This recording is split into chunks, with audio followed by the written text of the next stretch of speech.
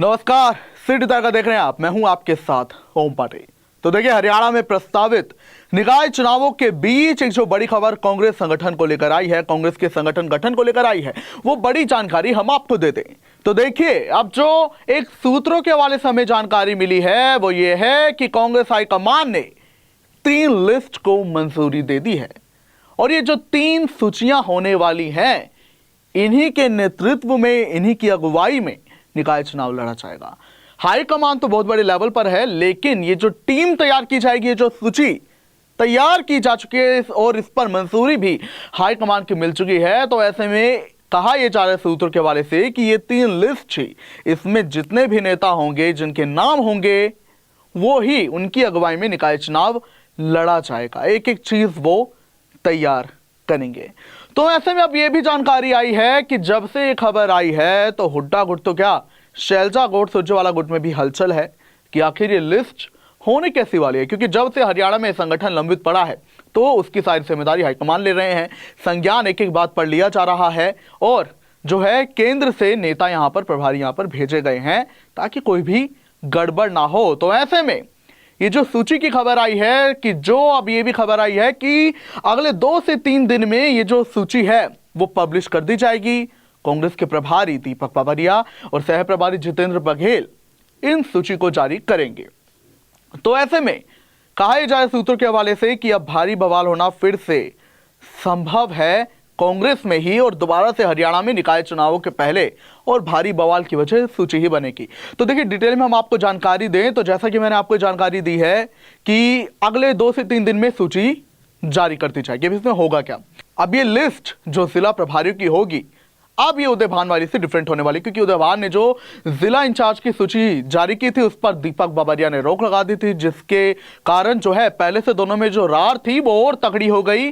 वहीं आपको बता दें कि खाली जिला प्रभारी नहीं, एक सूची होगी जिला के कन्वीनर की, यानी कि संयोजकों की, यानी कि कांग्रेस हाईकमान एक अच्छा संगठन बनाने के लिए और निकाय चुनावों में, क्योंकि खबर आई है कि ये जो निकाय चुनाव है कांग्रेस हाईकमान संगठन के साथ ही लड़ना चाहता है। तो ऐसे में 3 प्रकार की सूची जारी की जाएगी। पहली सूची क्या होगी, जिसमें सभी के सभी 22 जिलों के प्रभारी होंगे।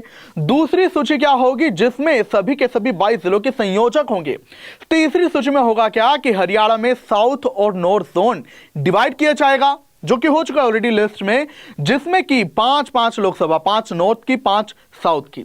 अब उसमें होगा क्या कि लोकसभा के हिसाब से वहां पर भी इंचार्ज लगाए जाएंगे साउथ और नॉर्थ जोन में। और अब ये टीम क्या करेगी, टीम में जिसमें कि प्रभारी होंगे, संयोजक होंगे और इंचार्ज होंगे, यही निकाय चुनाव इनकी अगुवाई में जो है लड़ेंगे।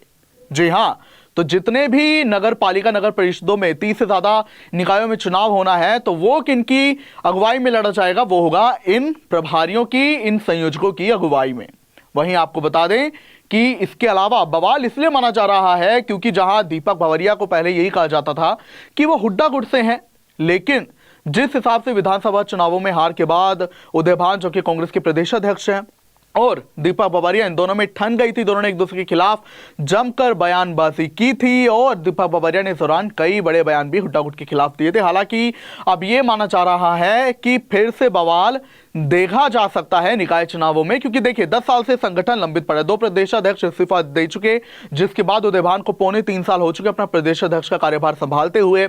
ऐसे में जब हार हुई तो खुलकर बयानबाजी एक दूसरे के सामने आई, गुटों के एक दूसरे के ऊपर खिलाफ कि इनकी वजह से हम चुनाव हारे, ये हमारे जिले में प्रचार करने तक नहीं, हमारे प्रत्याशियों के लिए प्रचार नहीं किया। लेकिन अब हाईकमान ऐसा नहीं चाहता। तो ऐसे में खबर ये आई है कि अब जो है, जब ये जिला के प्रभारी की सूची जारी होगी, यही डिसाइड करेंगे प्रत्याशियों को, यानी कि हाईकमान तो नहीं, लेकिन ये एक लिस्ट तैयार करेंगे कि कौन निकाय चुनाव लड़ेगा, कैसे लड़ेगा, प्रचार की क्या रणनीति होगी, ये टीम जो है वो काम करेगी। और आप देख सकते हैं कि ऐसे में इतनी बड़ी जिम्मेदारी जो कि अब मिलेगी इन लोगों को, तो ऐसे में खबर ये आई है क्योंकि अधिकतर सांसद हुड्डा गुट के हैं, इसके अलावा अधिकतर विधायक हुड्डा गुट के हैं, और हुड्डा तो बस अपना नेता प्रतिपक्ष पर कहने को बार बार आए कि वो दावा ठोक ही चुके हैं कि उन्हें दोबारा नेता प्रतिपक्ष बनाया जाए। लेकिन हाईकमान अभी इसको लेकर विचार विमर्श जो है कर रहा है। तो ऐसे में अब ये देखा जाएगा, क्योंकि उदय भान और बाबरिया में तो ठनी दिखाई थी, लेकिन क्या पता कुछ भी ऐसा राजनीतिक पंडितों का कहना है कि तालमेल बैठ सकता है, क्योंकि एक टीम तैयार की जाएगी प्रचार के लिए, जिसमें युवा नेता भी होंगे और सीनियर नेता भी होंगे और ये प्रचार करेंगे। तो ऐसे में जिस हिसाब से हुड्डा का दबदबा देखा जा रहा है कि विधायक अधिकतर उनके समर्थन में है, सांसद उनके समर्थन में है, तो ऐसे में अब ये देखना होगा कि जब ये सूची आती है तो ये सूची क्या कुछ बयां करेगी। क्या ये सूची भी गुटबाजी से रहित होगी या इसमें गुटबाजी का मिश्रण होगा, क्योंकि अभी तक कई सूची प्रचारों की भी जारी की गई जिसमें अधिकतर हुड्डा गुट के ही थे और प्रचार में हमेशा बवाल देखा गया है।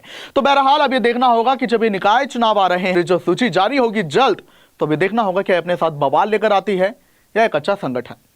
बहरहाल इजाजत चाहूंगा, देखते रहिए सिटी तहलका। अब किसी भी प्रकार के दर्द से क्यों होना परेशान, जब ऑर्थो चार्ज कैप्सूल हो आपके पास। सभी प्रकार के दर्द में आयुर्वेदिक पद्धति पर आधारित रामबाण इलाज। कबीर औषधालय का ऑर्थो चार्ज ऑयल, कैप्सूल और सिरप आपको देता है तुरंत आराम। अनेक प्रकार के दर्द जैसे sciatica, spondylitis, rheumatic pain, arthritis, lumbar pain, सभी दर्द को दूर करने का रामबाण इलाज। 100% आयुर्वेदिक जड़ी बूटियों से बनाया गया ऑर्थो चार्ज कैप्सूल और ऑयल एक बार प्रयोग में अवश्य लाएं। अधिक जानकारी के लिए संपर्क करें। एड्रेस: कबीर औषधालय, सेक्टर 14, सोनीपत, दिल्ली, NCR।